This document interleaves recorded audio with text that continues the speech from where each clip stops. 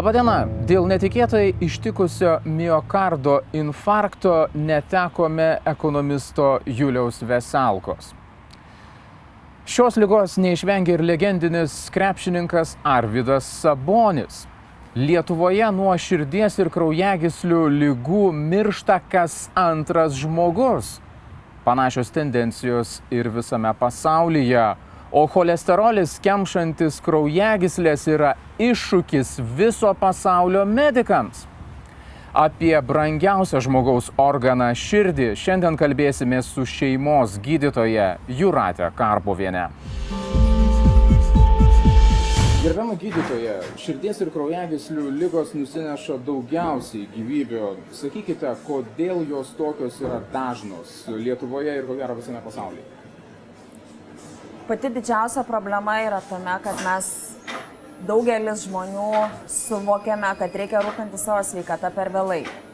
Jaunas žmogus įsivaizduoja, kad yra sveikas ir jam yra viskas gerai ir taip ir bus ir tai suvokia kaip savaime suprantamą dalyką.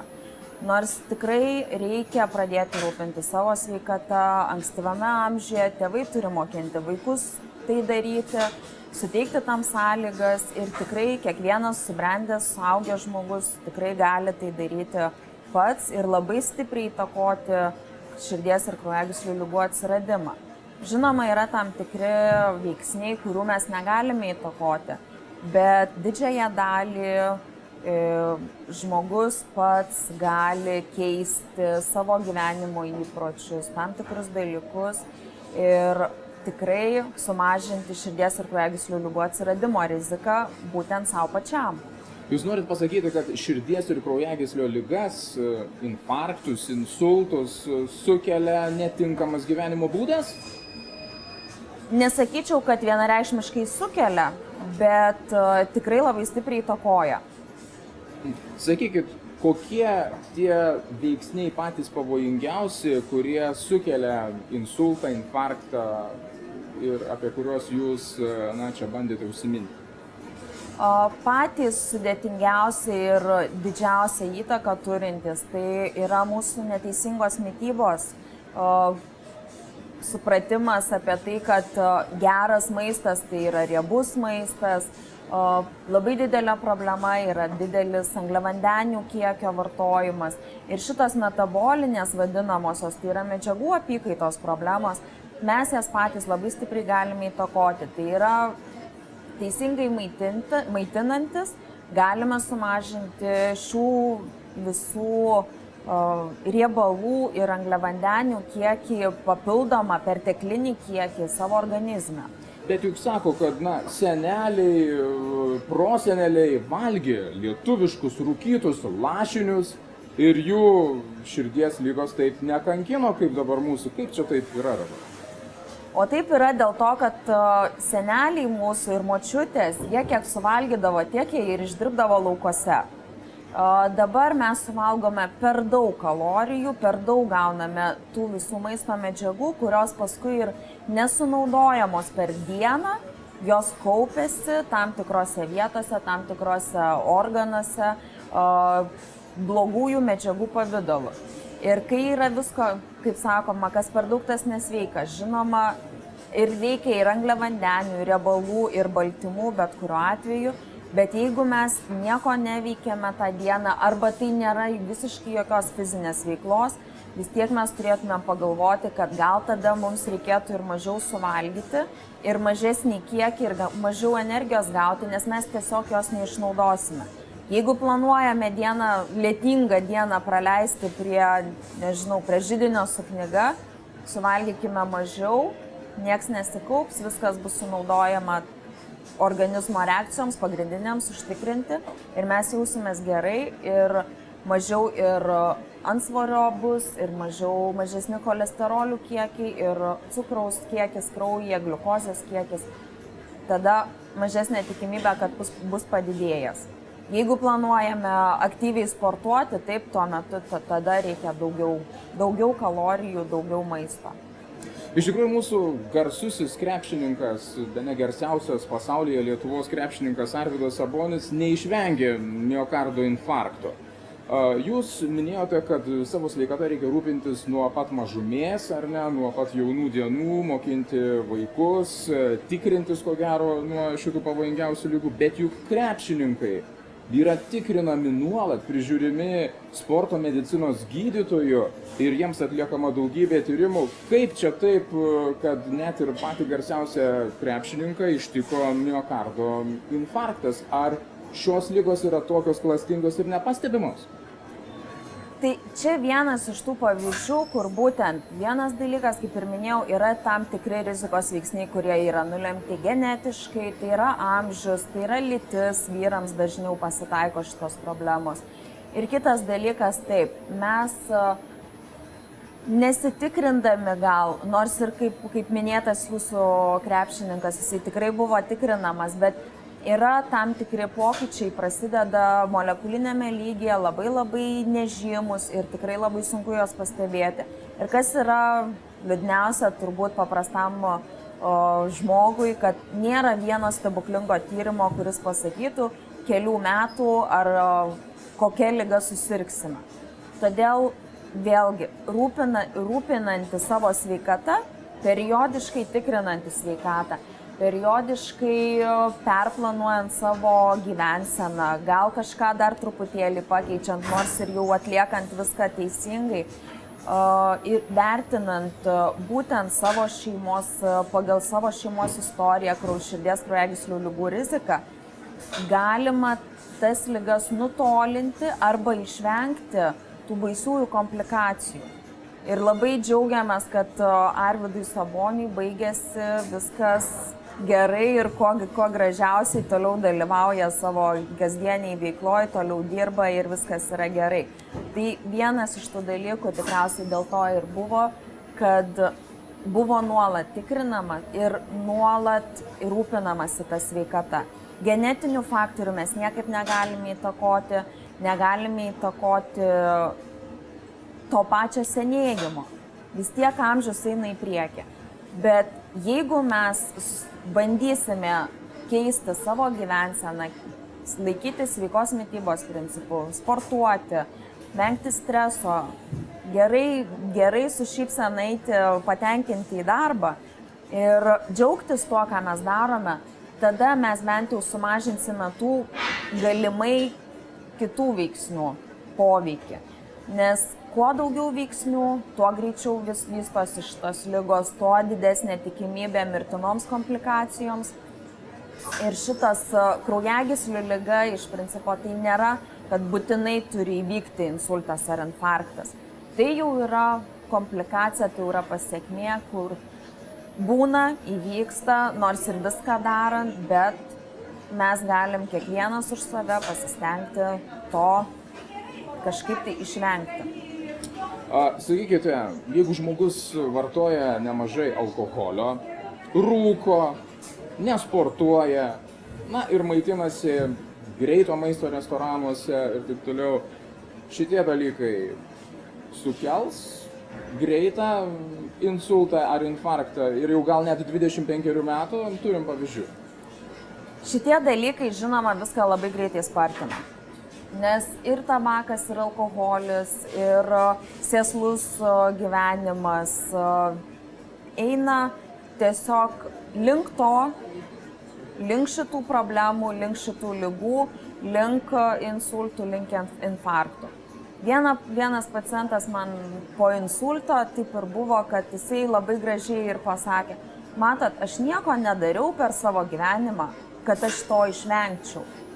Ir mes turime irgi suvokti, kad mes turim atsisakyti žalingų įpročių. Aišku, visų pirma, nepradėti jų turėti, tų žalingų įpročių. Kitas dalykas, sportas labai svarbus, svarbu judėti, kad tą energiją sunaudotumėm.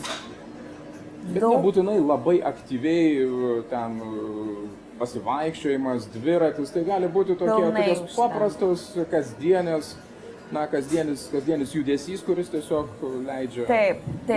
Amerikos kardiologų asociacijos rekomendacijose yra netgi pateikta 30 minučių kasdienės fizinės veiklos, kas galėtų būti pasivaikščiojimas gryname ore, galėtų būti dviratis, galėtų būti plaukimas, kažkoksai malonus mums sportas ar kažkokia veikla. Dažnai žmonės turi gretutinių ligų ar sąnarių, ar kažkokios kitos yra problemos, dėl kurių jie labai aktyviai sportuoti negali. Bet kiekvieną dieną pajudėjus 30 minučių mums užtektų to. Jeigu norime dar svorio numesti, sumažinti, pasigražinti linijas, tada Amerikos kardiologai rekomenduoja valandą laiko, 60 minučių per dieną. Kaip suprantu, viena tokia labiausiai pavojų kelianti detalė, ar ne, ir dalykas tai yra cholesterolis, ar ne, ir ko gero, kurį yra sunkiausia susekti, nėra jokių simptomų, ar ne. Gydytoja, gal galite papasakoti plačiau, kas yra cholesterolis, kokios jo funkcijos ir ar apskritai žmogus galėtų gyventi be cholesterolio ir kodėl tas cholesterolis toks įsivaizduojamas kaip didelis baubas? Cholesterolis kaip medžiaga yra visiškai nekenksminga mūsų organizmui. Jo yra kiekvienoje ląstelėje. Taip, tai yra riebalų molekulė, bet kiekviena ląstelė sintezuoja cholesterolį ir jos apvalkalėlis, ląstelės, yra sudarytas didžiąja dalimi iš cholesterolio. Dėl šios medžiagos visi gyvūnai gali judėti, nes ląstelė gali keisti savo formą. Ir tai yra labai naudinga ir būtinai reikalinga mūsų organizmui medžiaga. Kitas dalykas, pats cholesterolis dalyvauja ir vitamino D sintezėje, ir tam tikrų hormonų gamyboje, taip pat tulžies rūgšties gamyboje, kas padeda mums virškinti ir gerai jaustis būtent tą patį maistą, sunaudoti teisingai taip, kaip reikia. Žodžiu, riebalai reikalingi organizmui. Žinoma, reikalingi. Pati didžiausia blogybė yra tų riebalų perteklius. Tiek, kiek reikia organizmui cholesterolio visom šitom minėtom funkcijom užtikrinti ir ląstelių formai palaikyti, pats organizmas pasigamina. Visą tą kiekį jis gali pasigaminti. Tai, ką mes suvalgom, jau yra perteklius. Ir tikrai turime tai žinoti, turime apie tai galvoti ir suvartojimas turėtų būti, žinoma, ribotas. Sakykite, galime jausti cholesterolį, kuris kaupiasi ant mūsų kraujagyslių, kuris yra organizme, kuris galbūt kaupiasi ant tam tikrų organų, ten riebėja ir kepenys ir visi kiti dalykai. Ar vis tik šie procesai yra visiškai nejuntami ir kol neužanka kraujagyslė ir kol mus jau visiškai nepasijunta blogai? Taigi su cholesteroliu ir yra pati didžiausia blogybė, kad mes jo nejaučiam. Gali būti labai aukšti cholesterolio kiekiai ir žmogus gali visiškai nieko nejausti. O kai jau pradedam jausti, tada jau atsiranda pažeidimai ir toli pažengę pažeidimai. Tai yra ir organų, ir būtent kraujagyslės, kaip ir minėjot, užanka, sutrinka kraujo pratekėjimas tom kraujagyslėm, tada tam tikrose vietose kraujas nenuteka, nenuneša maisto medžiagų ir atsiranda tų audinių ar organų badas. Tokiu atveju ląstelės žūsta ir gali būtent ištikti ir insultas, ir infarktas, ar kažkokių kitų, tarkim, organų. Nebūtinai širdies infarktas, gali būti ir kito organo, inksto, tarkim, infarktas. Toj vietoj, kur užsikimš kraujagyslė, arterija, kraujas nebepratekės ir nebus mitybos toj vietoj. Ar čia yra tas pats procesas, kai vyresni žmonės sako, kad tai yra kraujagyslių kalkėjimas? Tai yra liaudiškas pavadinimas, taip. Dalis tiesos yra, nes susidarius cholesterolio plokšteliai, kuri yra jau prilipusi prie sienelės, prie tos plokštelės taip pat lipdosi ir limpa kraujyje kitos esančios medžiagos. Ir viena iš tų medžiagų irgi gali būti kalcis. Ir tos plokštelės jos tada susidaro kietos, jos būtent dirgina ląstelės kraujagyslės sienelę. Toj vietoj pačioj kraujagyslėje atsiranda uždegimas, tai dar labiau skatina tos plokštelės atitrūkimą ir ta plokštelė gali nukeliauti, kur tik tai ta kraujagyslė veda. su visa kraujo tėkme. Tada būtent kraujagyslės yra labai smulkios ir užkemša. Nebegali pratekėti, nebegali prasisprausti. Mes šiandien esam vienoje moderniausių Lietuvoje laboratorijų ir negalim nepakalbėti apie laboratorinius tyrimus.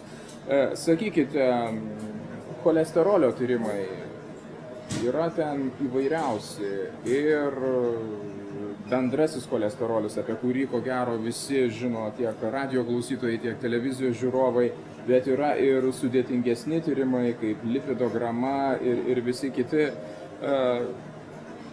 Kalbant apie širdies ir kraujagyslių ligas, nuo kokių tyrimų reikėtų pradėti? Tai turbūt pats pirmasis tyrimas ir turėtų būti lipidograma jūsų minėta. Bendro cholesterolio kiekio tikrai neužtenka, nes bendras cholesterolis mažai duoda informacijos gydytojui. Pacientui taip, jie ir šiai dienai dar yra tas pasibendravimas, susėda 3 moteriškės ir pakalba apie cholesterolio, koks pas tave, koks pas mane. Joms tai yra svarbu, viskas gerai, bet gydytojui įvertinti tikrą širdies kraujagyslių riziką ir neužtenka bendro cholesterolio kiekio. Visose rekomendacijose, tiek Amerikos, tiek Europos kardiologų rekomendacijose didžiausias dėmesys yra teikiamas mažo tankio cholesteroliui, dar irgi vadinamam tam blogajam cholesteroliui, kuris ir yra išmatuojamas, apskaičiuojamas atlikus lipidogramos tyrimą, išmatuojam bendrą cholesterolio kiekį, išmatuoja trigliceridų kiekį, gerojo cholesterolio, tai yra didelio tankio cholesterolio kiekį ir iš visų išskaičiuojamas yra mažo tankio blogojo cholesterolio kiekis. Tai yra tas pagrindinis rodiklis, kuris mums leidžia toliau, atlikus tam tikrus skaičiavimus, pritaikius tam tikrose schemose, įvertinti žmogui riziką išsivystyti širdies ir kraujagyslių ligoms. Tai ko gero ne tik tai gydytojui, bet ir pačiam žmogui, kiekvienam iš mūsų reikėtų pirmiausia, galvojant apie savo sveiką širdį, žinoti blogojo ir gerojo cholesterolio kiekį. Tačiau modernios laboratorijos kaip ši atlieka dar visą puokštę sudėtingų tyrimų ir kiek žinau, dabar lipidogramos tyrimas yra atiduodamas pacientui jo atsakymai ne vien tik tai blogojo, gerojo cholesterolio kiekis, bendrasis cholesterolis ar ne ir trigliceridai, bet ir aterogeniškumo indeksas kažkoks yra skaičiuojamas. Mes apie jį nieko nežinom, gydytoja papasakokit. Tai dar vienas papildomas įrankis rizikai vertinti. Aterogeniškumo indeksas yra apskaičiuojamas vertinant bendro cholesterolio ir didelio tankio cholesterolio santykį. Kuo šitas santykis yra mažesnis, tuo yra mažesnė rizika išsivystyti širdies ir kraujagyslių ligoms. Aterogeniškumo indeksas naudojamas tikrai pakankamai plačiai šiandien ir tai yra papildoma informacija, dar vienas rizikos vertinimo įrankis. Šių rodiklių yra dar keletas, galime, tarkim, išskaičiuoti būtent ir mažo tankio cholesterolio kiekį. Tai yra, kaip minėjau, lipidogramoje yra apskaičiuojamas šitas kiekis, lipidogramos metu atliekant tyrimą. Kadangi tai priklauso ir nuo trigliceridų kiekio, o dažnai būna, kad trigliceridų kiekis yra padidėjęs daug daugiau negu mažo tankio, tarkim, cholesterolis, tokiu atveju rekomenduojama yra ištirti būtent tiesioginį mažo tankio cholesterolio kiekio matavimą. Padaryti tą atskirą tyrimą, kuriam visiškai neturi jau įtakos apskaičiavimui trigliceridų kiekis. Tai tiesioginis MTL tyrimas, tai nėra lipidograma ir tai nėra lipidogramos tyrimo dalis? Ne. tai yra atskiras vienas parametras, išmatuojamas būtent tiesiogiai jau mūsų kraujo serume. Bet jis Lietuvoje dar yra labai mažai žinomas ir nedaug atliekama šitų tyrimų. Ir tik tai modernios laboratorijos tai jį atlieka. Taip, kol kas dar nėra plačiai naudojamas, dar ir šeimos gydytojai, ir kardiologai, kol turi pereiti tą pereinamąjį laikotarpį nuo lipidogramos gal link arba kartu derinti šitus tyrimus. Kartais pradiniam įvertinimui, bet kuriuo atveju tikrai būtina lipidograma, kad mes matytumėm visas 4 frakcijas riebalų, būtent įvertintumėm ir tą patį trigliceridų kiekį, bet tolimesniam gydymo stebėjimui, vertinimui, dozės keitimui vaistų galima tikrai naudoti tiesioginį MTL cholesterolio kiekio matavimą. Tai, kaip suprantu, mums, pacientams, pirmiausia reikia žinoti bendrą cholesterolio kiekį, po to labai būtų gerai, kad mes pasidarytume lipidogramą, iš kurios sužinotume blogąjį ir gerąjį cholesterolį ir trigliceridai, kurie irgi nelabai geri, ar ne? Ir paskui jau pats paskutinis etapas, jeigu norim viską išsiaiškinti apie cholesterolį, yra tiesioginio MTL tyrimas. Taip. Tokia jūsų rekomendacija. Na ir sakykit, koks pas žmogų yra geras, idealus cholesterolis, o koks jau, blogas ir jau kokios normos viršyje ir jau reikėtų rimtai susirūpinti. Kalbant tiek apie bendrąjį cholesterolį ir tiek apie lipidogramos rezultatus. Bendro cholesterolio kiekis neturėtų viršyti 5 milimoliai litre. Tai yra, vėlgi, vertinimas sudėtingas vien iš bendro cholesterolio tyrimo. Nes bendras cholesterolio kiekis gali būti padidėjęs ir dėl gerojo cholesterolio, didelio tankio cholesterolio kiekio padidėjimo. Ir tokiu atveju bendro cholesterolio kiekio tyrimas kaip vienas, jo atlikimas nelabai turi kažkokios tikslios informacijos. Todėl bet kuriuo atveju rekomenduoju lipidogramos tyrimą ir didelio tankio cholesterolis turėtų būti daugiau negu 1 milimolis litre. Kiekvienas turime stengtis, kad jo būtų daugiau. Vartoti tam tikrus produktus, kurie didina to gerojo tankio cholesterolio kiekį ir lygiai taip pat ir mankštinti, sportuoti, kad būtų daugiau to gerojo tankio cholesterolio. O kokie produktai didina gerojo cholesterolio kiekį? Ką reikėtų valgyti, kad man būtų lipidogramos tyrimas parodytų, kad yra geriau, daugiau aš turiu gerojo cholesterolio negu blogojo, o blogai kaip tik mažina? Žuvis. Žuvyje, riebiosiose žuvyse yra būtent tų omega-3 riebiųjų rūgščių, kurios ir padeda mažinti blogojo MTL cholesterolio kiekį ir didina DTL, didelio tankio cholesterolio kiekį, to jau gerojo. Žalia arbata lygiai taip pat irgi didina gerojo cholesterolio kiekį. Ir netgi buvo Japonijoje atliktas tyrimas, kad būtent 2-3 žaliosios arbatos puodeliai per dieną ženkliai, tai yra statistiškai reikšmingai, padidino gerojo tankio cholesterolio kiekį. Žodžiu, žuvis yra į sveikatą. Žuvis yra į sveikatą, tik vėlgi yra kita pusė, dėl kitų priežasčių negalima vartoti daugiau negu 2 kartus per savaitę riebios jūrinės žuvies. Aišku. Lietuvos širdies asociacijos prezidentė kardiologė Žaneta Petrulionienė man yra prasitarusi, kad kiekvienas iš mūsų žmogus, pacientas, turėtume žinoti ne tik cholesterolio kiekį, bet ir gliukozės, cukraus kiekį, savo kraujospūdį, kūno masės indeksą. Sakykite, ar ši informacija yra būtina kiekvienam žmogui? Cholesterolio kiekis, cukraus kiekis, kraujospūdis ir kūno masės indeksas. Aš manau, tai turėtų būti, kaip mes žinom, kiek mums metų, taip turėtumėm žinoti ir cholesterolio kiekį, gliukozės kiekį ir bent jau mažiausiai spaudimą savo, kraujospūdžio dydį, nes pradedame mes gydytojai matuoti vaikams kraujospūdį nuo mažumės. Prieš pat mokyklą privalomasis yra pirmasis pamatavimas. Žinoma, galima tai daryti ir anksčiau. Ir bent jau reguliariai, nors ir gerai jaučiamės, bet profilaktinių tikrinimų metu, ar nuėjus pas kaimyną pasimatuoti kraujospūdį yra būtina ir būtina jį žinoti.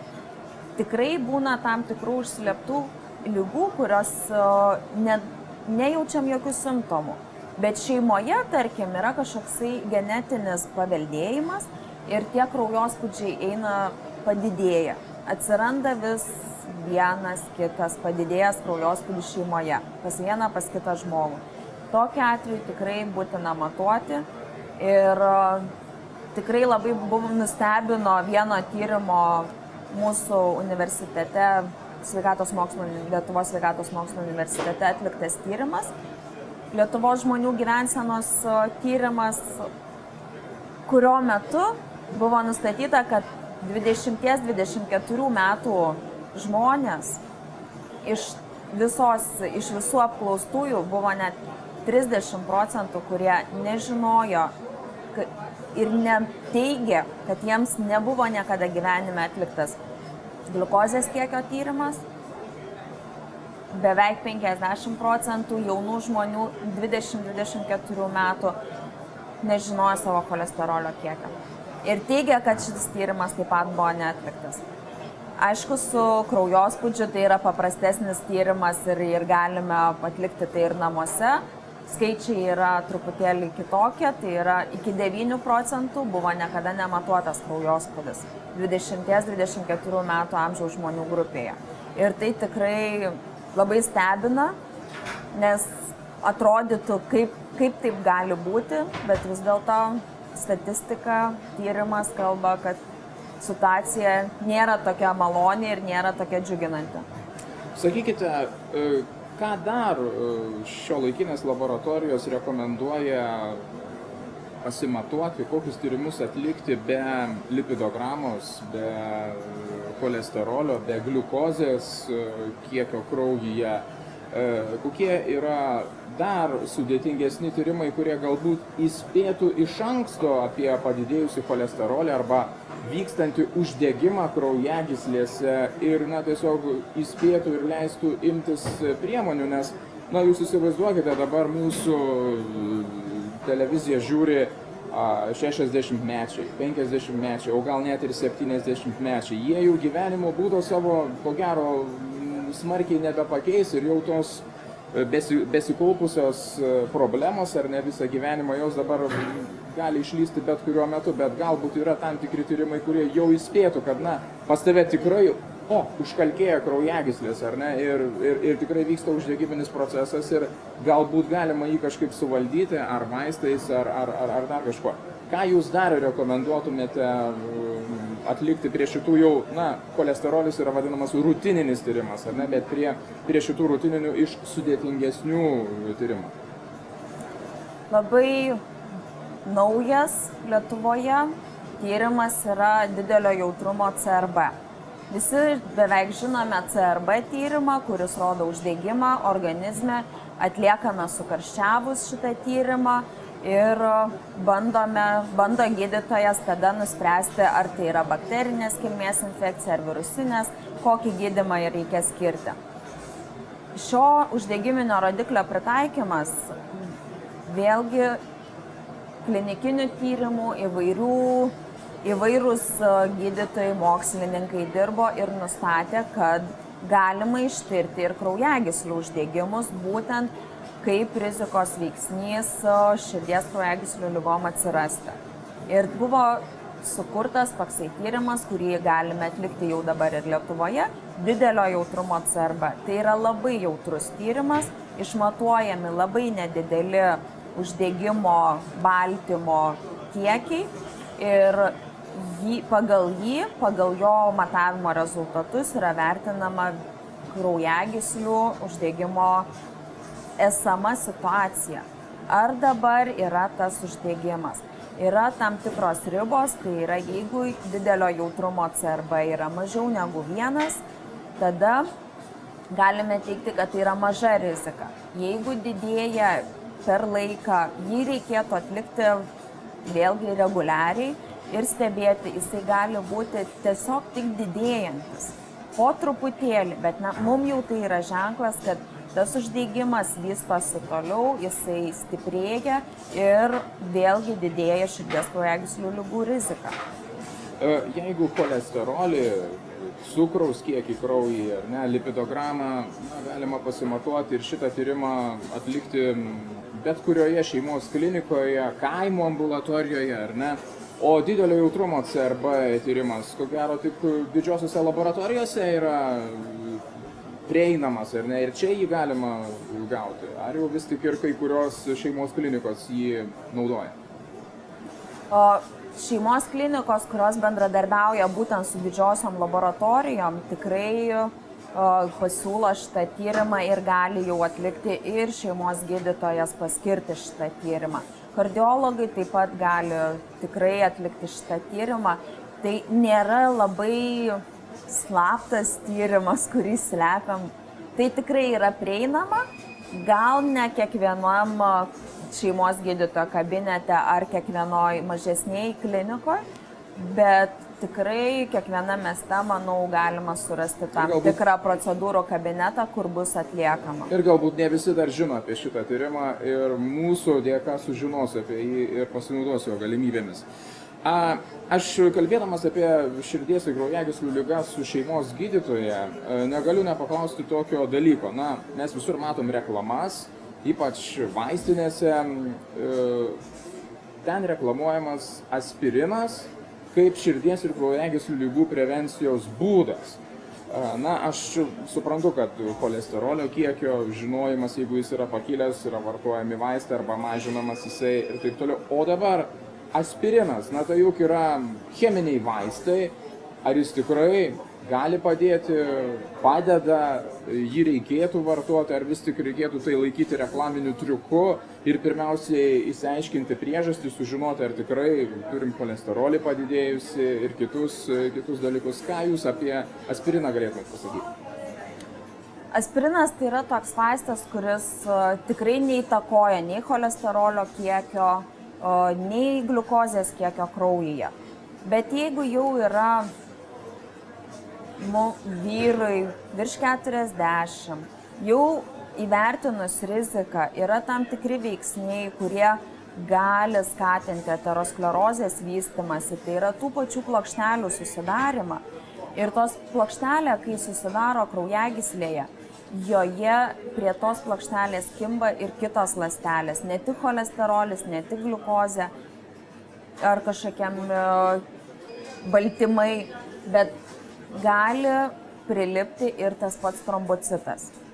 Trombocitas krešulį formuojanti ląstelė ir tokiu atveju dar paskatina aterosklerozės vystymąsi. Aspirinas yra tas vaistas, kuris mažina trombocitų prilipimą, sakykime taip, agregaciją vienam su kitu ir mažina tą tikimybę, kad tas trombocitas prilips prie plokštelės jau susidariusios. Todėl tikrai tai nėra kažkoksai, kaip sakot, reklaminis triukas. Tai tikrai yra įrodyta mokslu ir visam pasaulyje, tik tai pagal kiekvienos šalies atskiras rekomendacijas arba tam tikrų asociacijų rekomendacijas. Skiriasi amžius, nuo kurio reikėtų vartoti profilaktinę dozę aspirino. Bet aspirinas tikrai yra tas vaistas, kurį reikėtų vartoti, jeigu nėra tam tikrų kitų sveikatos problemų, dėl kurių negali vartoti aspirino. Bet juk šitas vaistas yra parduodamas be recepto. Aš sugalvojau, man virš 50 metų, prisipirkau vaistinį ir geriu iš eilės tabletės. Gal reikėtų su gydytoju pasitarti, o jeigu gersiu jų daugiau, skrandis neprakiurs? Jeigu gersite daugiau ir jeigu gersite ne tas dozes, kurias reikėtų, visko gali būti. Gali būti ir tas pats kraujavimo pavojus. Ir tikrai šitas vaistas, nors ir parduodamas be recepto, bet turėtų būti vis tiek aptartas su gydytoju, ar su šeimos, ar su kardiologu. Gali būti ir kraujagyslių chirurgas parekomendavęs šitą vaistą. Bet tikrai kiekvienu atveju turime laikyti gydytojo rekomendacijų ir nesavivaliautis pagal savo žinias. Sakykit, gydytoja, kai jau nebepadeda nei vaistai ir atlikta gausybė tyrimų, neretai prireikia ir skubių ar ne priemonių, taip vadinamų operacijų. Tai dabar Lietuvos didžiosiuose miestuose veikia skubios kardiologijos centrai, kurių pagalba yra gana greitai prieinama ar ne ir pasiekiama praktiškai visos Lietuvos gyventojams. Sakykit, kokiais atvejais vis tik prireikia tos labai skubios ir netgi operacijų ir kartais net ir širdies persodinimo operacijų?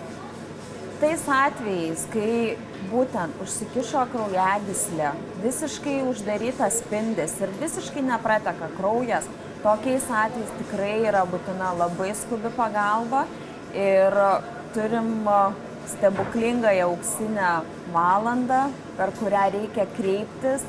Tuomet yra vėlgi tam tikras laikas atliekami tyrimai, vertinama operacijos ir apimtis ir apskritai operacijos galimybė. Ir tos skubios operacijos, jos atidžiai įvertinus visą situaciją, jos būna atliekamos ir pakankamai nemažai jų yra atliekama Lietuvoje. Būtent dabar užtikrinus visos Lietuvos regioninį prieinamumą. Labai retais atvejais būna taip, kad tiesiog lėtinės ligos vėlgi per mažai kontroliuojamos ar dėl tam tikrų jau visiškai organizmo kompensacinių visų mechanizmų išsekimo. Tos lėtinės ligos vis tiek jos toliau progresuoja. Ir širdies raumuo, visa širdies darbas būna visiškai nebeefektyvus. Tokiais atvejais planuojamos transplantacijos. Tačiau su transplantacijom yra sudėtingas klausimas, taip ir tolimesnė tema turbūt. Na ir sakykit, gydytoja, mes čia tikrai daug kalbėjomės ir apie prevenciją, ar ne, ir apie cholesterolį, ir apie žalingus įpročius, ir net apie pasiekmes, baises pasiekmes, ir priėjome iki širdies transplantacijų. Kokius simptomus pajutus galima įtarti infarktą arba insultą ir ką tada daryti reikėtų? Galite galbūt priminti trumpai mūsų radijo klausytojams ir televizijos žiūrovams. Jeigu žmogus visiškai neturėjęs jokios širdies problemos ir kaip ir jautėsi visą laiką sveikas, tai pats tipiškiausias simptomas yra skausmas širdies plote. Bet skausmas yra nepakeliamas. Žmogus nupasakoja, tie, kurie yra patyrę šitus dalykus, žmogus nupasakoja, aš nesuvokiau, kas darosi, koks yra stiprus skausmas. Kaip netgi atsiranda ta netikėtai neaišku kodėl mirties baimė.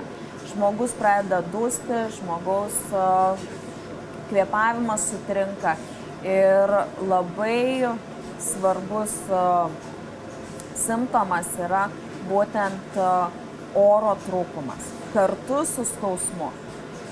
Tai yra tie simptomai, kurie būtent reikia tikrai įtarti, visiems aplinkiniams reikia žinoti, kad tai gali būti infarktas, širdies smūgis vadinamasis. Pasidaro karšta, prapila prakaitas, ar ne? Ir... Taip, darosi tikrai daug įvairiausių, gali atsirasti pykinimas, gali skaudėti ranką kairę, gali tiesiog silpna labai būti. Ir žmogus gali net nespėti pasakyti, kas jam yra. Tiesiog griebiasi už širdies ir tokiu atveju, esant aplink, kažkam aplinkiniams žmonėms tikrai reikėtų suprasti ir greitai kviesti skubią medicinos pagalbą. Na ir dabar jau tikrai pats paskutiniausias klausimas. Gydytoja, jūsų receptas, jūsų sveikatos patarimas, kaip mažinti cholesterolį. Kas yra efektyviausia? Vienareikšmiškai efektyviausia yra vaistai. Statinai tai yra pats efektyviausias būdas. Tik tiek, kad ne visada mes galime juos skirti ligoniams dėl tam tikrų kontraindikacijų vaisto vartojimo. O kitas irgi labai efektyvus būdas to cholesterolio neprikaupti. Pradėti nuo ankstyvo amžiaus ir vėlgi ir mityba, ir streso mažinimas, ir sportas, ir žalingų įpročių nebuvimas. Visi šitie dalykai turėtų būti kartu su reguliariu sveikatos pasitikrinimu. Ačiū, gydytoja, už puikų pokalbį. Apie širdies ir kraujagyslių ligas kalbėjome su šeimos gydytoja Jūrate Karpoviene. Na, o aš, žurnalistas Vaidotas Jakuška, su jumis atsisveikinu ir linkiu, kad neprireiktų baisiųjų statinų ir baisiųjų vaistų, o širdies ir kraujagyslių ligas, na, įspėtume ir apie jas sužinotume kuo anksčiau ir jomis nesusirgtume. Likite su mumis.